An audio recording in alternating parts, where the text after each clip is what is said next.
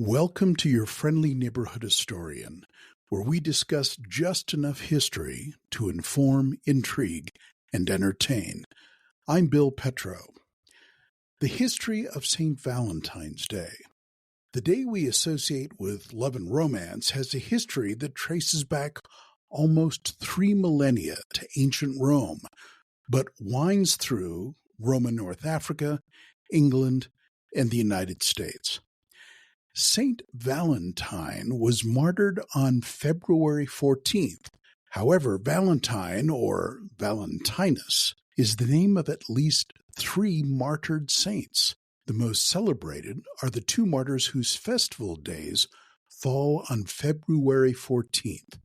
One was a Roman priest, the other a bishop of Terni. The historical context of Saint Valentine. Legend would indicate that they both lived during the reign of Emperor Claudius II, also known as Claudius Gothicus, around 270 AD. Both died on the same day. Both were buried on the Via Flaminia road, but at different distances from the city of Rome. A third Valentine was a martyr in the Roman province of North Africa, about whom little is known. This Claudius, also known as Claudius the Cruel, had banned his soldiers from marrying, believing that unmarried members of his army were more reliable on foreign military campaigns. Valentine was beaten and beheaded because he had secretly married soldiers to their wives, contrary to the ban.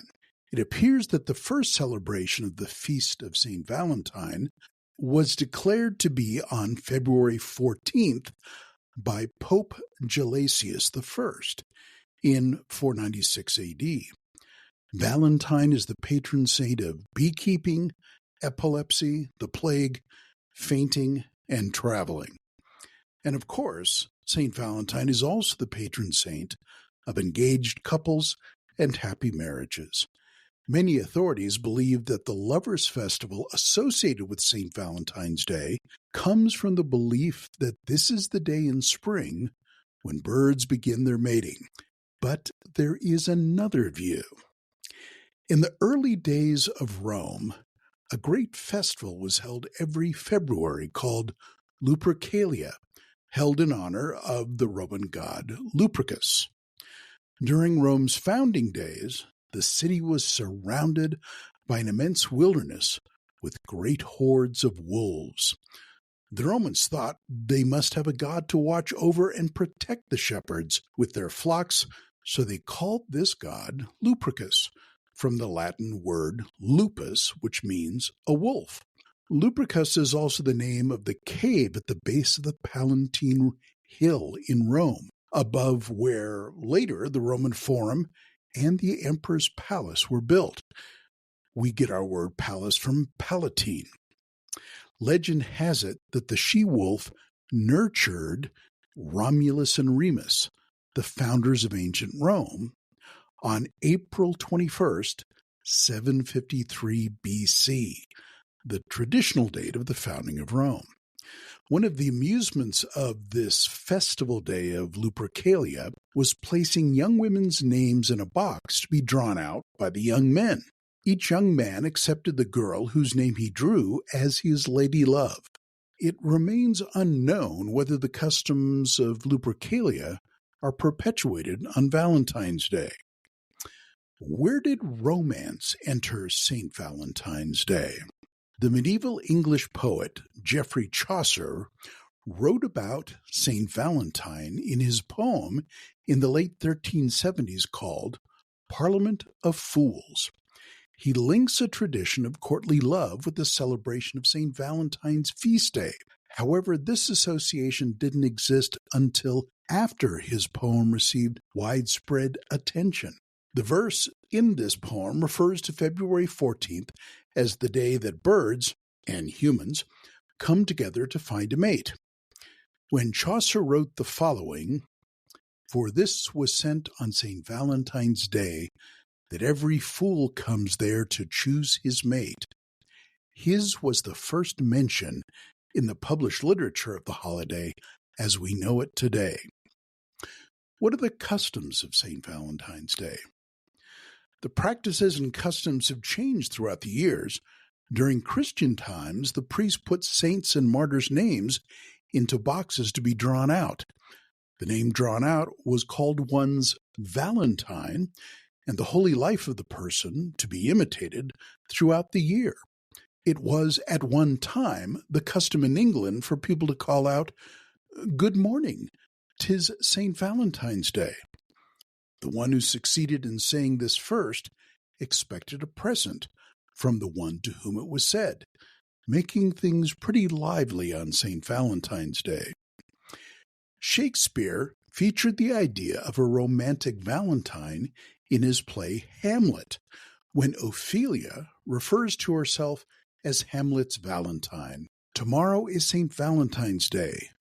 All in the morning betime, and I a maid at your window to be your Valentine. This follows the tradition that the first woman seen by a man on the morning of Valentine's Day would be his true love. Ophelia gets up early in the morning to be the first girl that Hamlet sees. Where did Valentine's Day cards begin?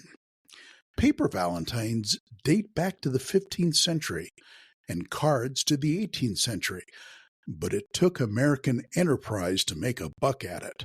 Esther Howland produced one of the first American commercial valentines in 1848 and sold in the first year of sales $5,000 worth. That was back when $5,000 was a lot of money. Hallmark Cards of Kansas, Missouri introduced these cards in 1913 and began mass-producing valentines in 1916. Hallmark is not just about identically plotted Christmas romance movies. We now exchange about 145 million cards, not counting the ones exchanged in school classrooms. Today, $1.3 billion is spent on Valentine's Day greeting cards. What about Valentine's Day candy? It is the fourth priciest holiday in the U.S. calendar. Americans spend over $25 billion each year on St. Valentine's Day, $2.4 billion just on candy. While Halloween, Christmas, and Easter are bigger in terms of the amount of candy sold, Valentine's Day is number one for spending on chocolate. On average, celebrants spend almost $200 each on the day, $100 for a couple's dinner out. Men tend to spend 3 times as much as women. Money is spent on flowers, jewelry, and candy, but especially chocolate. 58 million pounds of chocolate are purchased in the 7 days leading up to St. Valentine's Day. Although coronavirus may have hampered Valentine's Day spending in the United States, actual chocolate sales have not been impacted over the years. Last year, each American spent an average of $157 on 20 pounds of chocolatey confectionery consumables. By the way, if you're asked if you have a date for St. Valentine's Day, you can say, yes, my date is February 14th. Thank you for listening. I'm Bill Petro, your friendly neighborhood historian. You can find more details on this topic and others on my website at billpetro.com.